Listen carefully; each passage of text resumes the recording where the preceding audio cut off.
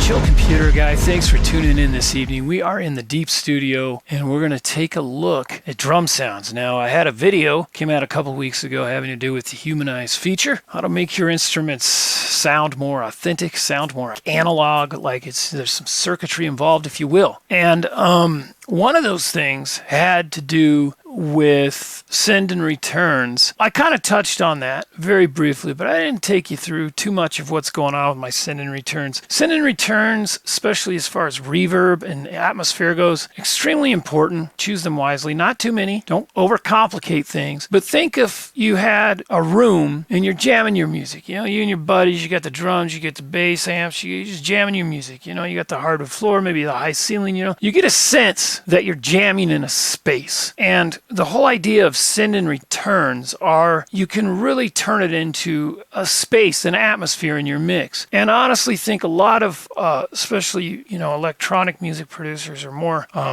you know, hard-hitting music producers, I guess, don't really use the send and returns as much. I have always found them extremely useful to give myself atmosphere. Now, I had a question on the last video asking, whoa, those are great sounding drums. Where'd you get your samples at? And the samples are only part of the deal, okay? As far as what samples I'm using the Cashmere acoustic drum samples. Now, these are in the Cashmere sample pack. I believe it's a Cashmere 3. I could be wrong. I'll leave the exact sample pack. I'll leave a link in the description below. But in Cashmere 3, they have a special section under the drums where it's acoustic drums. And those drums actually sound really, really good. That's what I was using in that particular video to answer that question. But there's a lot more going on than just those drums. First off, each channel I've kind of done some EQing, and I've used the tool here to do some gain staging. So basically a tool and an EQ, put a low cut here on the kick, not too much boom there. And but this is just half of it. I'm a huge proponent of gain staging before, like the last thing you should touch is the fader on your mix channel. That's the very last thing you should touch. Maybe at the very end, just to get the balance right, But in the meantime, use the tool on every track to not only make certain parts wider or less wide. In this case, I've taken the kick drum and I've made it less wide, but I haven't made it mono. I've just made it less wide. And then also your amplitude and your pan. These are things that if two things are clashing, try panning them or try making one wide and one narrow. But your amplitude potentiometer here is super important because this is where you should be making your adjustments after you make those adjustments with your velocity. We talked about note velocity. As far as if something's too loud, bring the velocity of those notes down. Don't go turning down your fader on your mix channel. That's the last thing you should touch right before you're ready to master. I mean, just in the meantime, use the tool on every channel and really fine-tune where these things are sitting in the mix. The tool is just as it says. It's a tool. It's an extremely useful, powerful thing. Of course, the Bitwig default native EQ I think is great. If you want to put a little flavor on the end, maybe add a Pultec or something. As far as these drum sounds, a lot of what's giving it the sound is the send and returns. You can see we have a delay here. We have a reverb, we have a decapitator, and then we have an APX, which is basically kind of an exciter, which kind of excites the high end a little bit. And you can see by these yellow potentiometers, the ones that are yellow are me sending that particular drum to that send and return. And that's giving you that atmosphere. That's adding the other half of the drum sound. And to prove this, I'm actually going to go ahead and I'm going to play this drum loop real quick.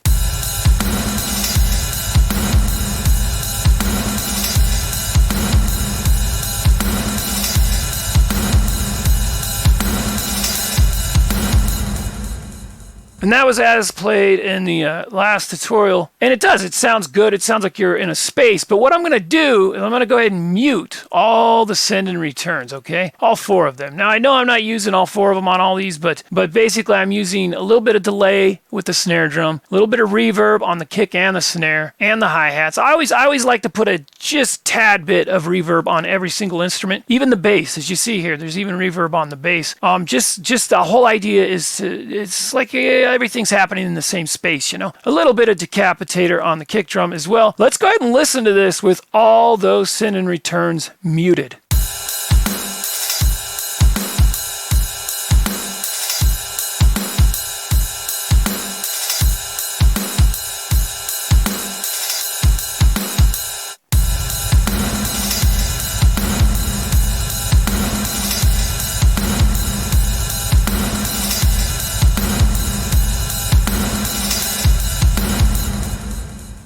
Yeah, I'd say that's quite a difference. So to answer the question, what drum samples am I using? I'm using the Cashmere acoustic drum samples, but that's just half the deal. The other half is I'm using a reverb, and I'm using a decapitator mainly, and I'm using a little bit of delay as well on the snare drums and the hi-hats. And I'm doing that all via the send and return. And so you're asking yourself, well, how much is that making a difference? You just heard there. But let's go the opposite way. Let's go ahead and mute the actual tracks, the ones that are being sent, and then we'll only hear the send and returns. Let's go ahead and play that.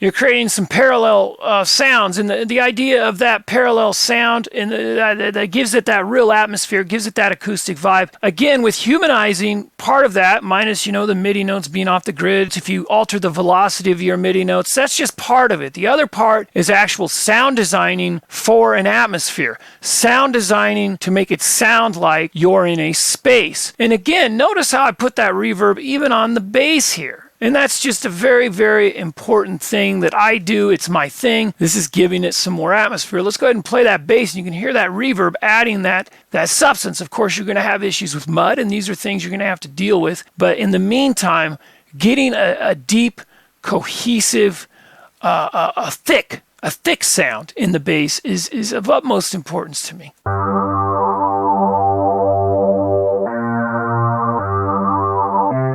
Now, another device that I absolutely is a must-have on every MIDI channel, anything involving MIDI, have your pitch shifter. That way you're not moving around notes. You can basically, go up and down an octave. Or your semitone is very powerful because, if you go down 7, that's a fifth, or if you go up 7, that's a fifth. So you can really get your MIDI notes in the ballpark. And if you know, basic music theory, you can keep them within the proper scale here as well.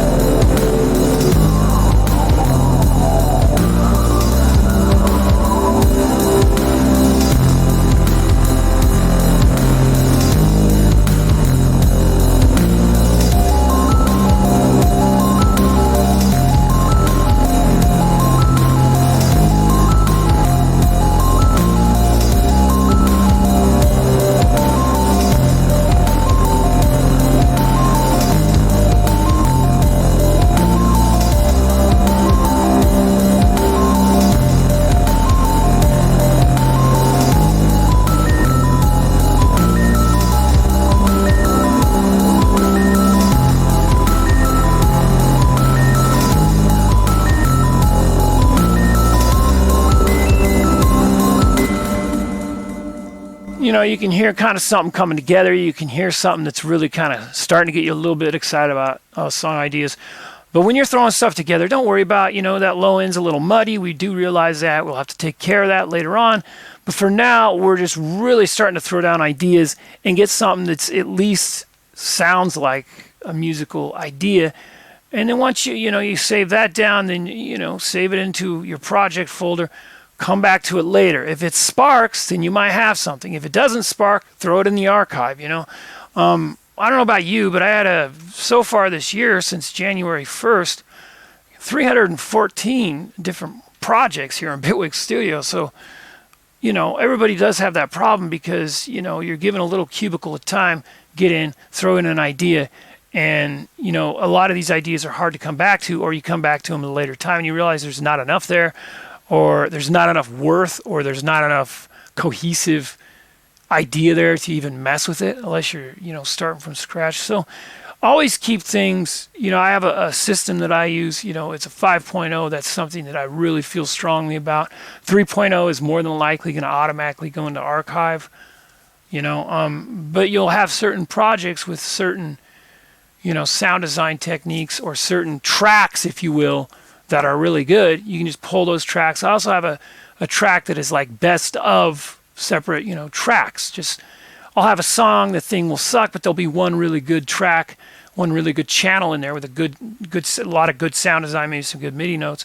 You know, yank that into this miscellaneous folder, and then later on you have all those tracks, all those instruments, all that sound design at your fingertips. If you're looking for a sound for a new track or something to kind of boost you into a new idea, you can use those, and that's another technique.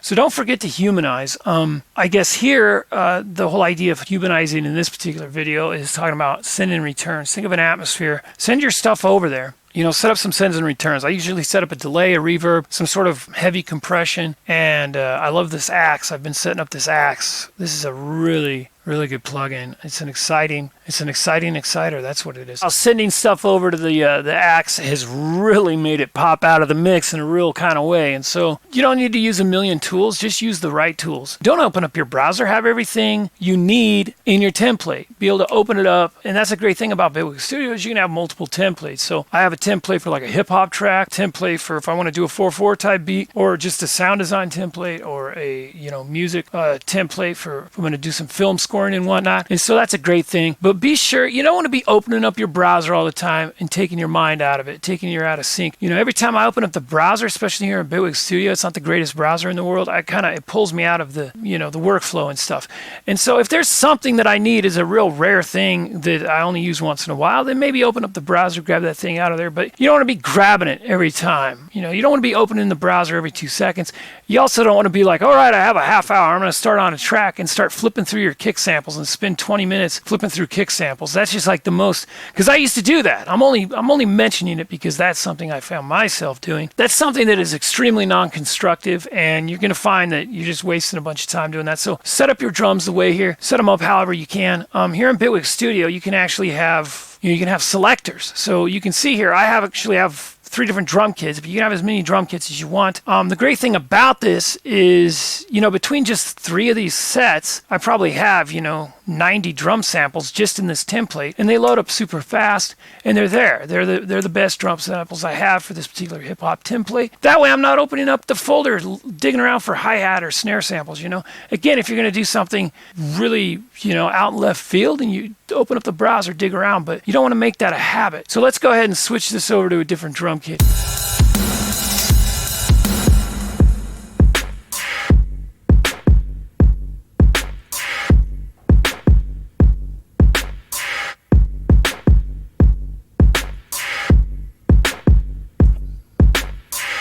Another thing I didn't mention is go ahead and if you hit Alt and click, you can rename these real fast. I highly recommend that. That way when you do open up this thing, you can tell kind of what's going on. You're like, okay, that's my kick drum, I guess. And then you can send that over to the capitator.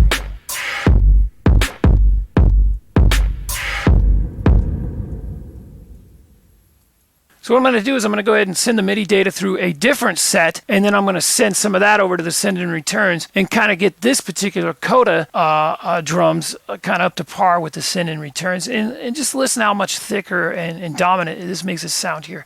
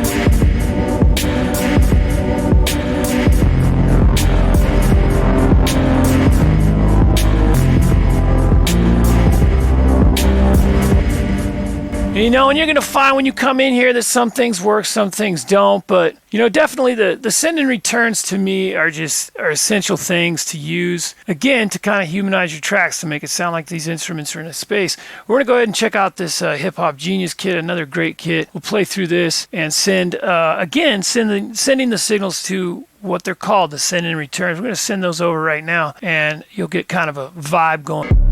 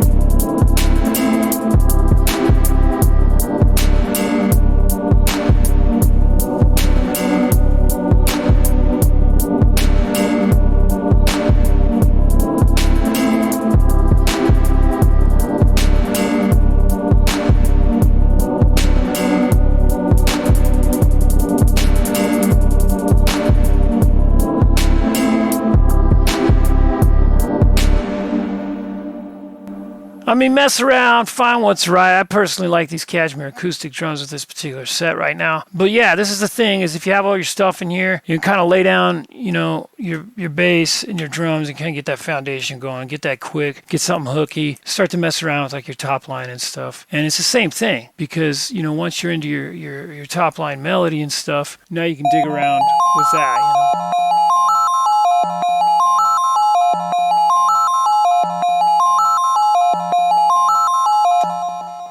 And so that's kind of a little top line arpeggio and stuff. And what's great about this is you can affect the arpeggio. So you got a 6-note arpeggio here. Of course, we're pitching this up an octave, and we have a latch device which is turned off. That way you can make adjustments without actually hitting the key. So if you were to turn this on, hit any key,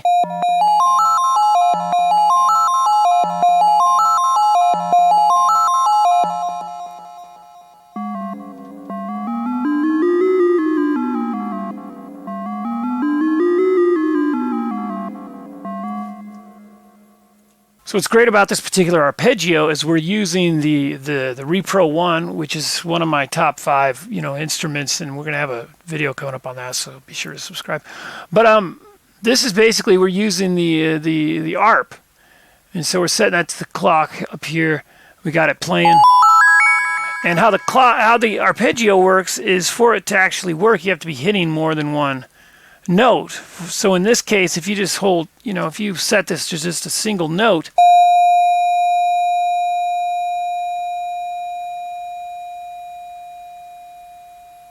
you can see this MIDI clip. Each one of these notes is 8 bars long. So I mean, these are big long notes. And the great thing about it is, once you make an adjustment and add a second note, now you're triggering the ARP, the arpeggio. You know, an arpeggio is just basically taking 2 notes and then going back and forth between them really quick. And so the more notes that you add, the more of an eruption you're going to get, the more crazy the arpeggio will get. You know, so if you add like a chord, a 1, 3, 7 is a minor chord, you just get the 3 notes.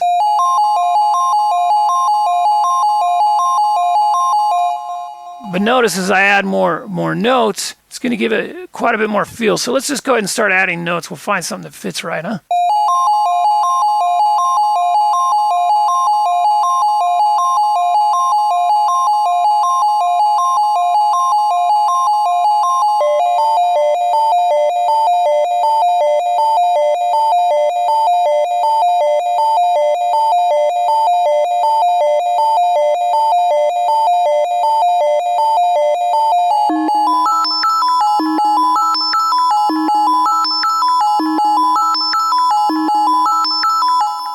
Whoa, there's a couple of hot notes in there. But you'll notice when you change this, you gotta wait 8 bars for a new note to be triggered for this to take effect. So if you're switching this out and you don't hear it right away, you gotta wait till the next note plays. So since these notes are 8 bars long, they could take a little while. So that's why you didn't notice the change immediately. I like the 6 notes up here. That's pretty nice. And then that's kind of like, let's talk about Humanize a little bit more next week. But anyway, be sure to subscribe to the channel. Give me a thumbs up, comment below, tell a friend about the channel. If anybody's using the Bitwig Studio, be sure to let them know about these tutorials, these videos. I like to, get in here and do some production with Bitwig Studio. I like to share my tips. My number one goal is to motivate you to work on a music production. These aren't for beginners or experts, they're for everybody. Be sure to subscribe, click that bell so you don't miss anything. Check out Grouthead, Grouthead, all one word. Check that out on YouTube as well. We're going to get more videos up on that channel as well. Thanks for tuning in, and we'll see you again. Bye now.